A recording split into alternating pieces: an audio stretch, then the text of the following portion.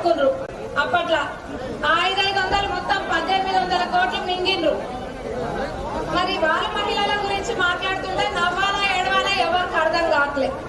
నువ్వు అంటే చీరలు అంటారు, చీరలు అంటే ఆ చీరలు ఎడవాడిండ్రు అందరు.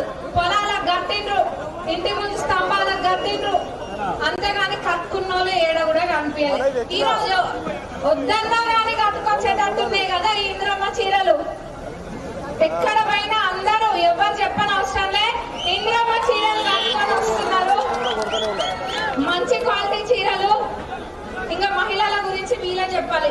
మహిళలు బస్ ఎక్కి పోతుంటే కూడా ఓర్వలేరు వీళ్ళు. ఎందుకు బస్ అంటారు. వీళ్ళు చెప్తున్నారు మహిళల గురించి.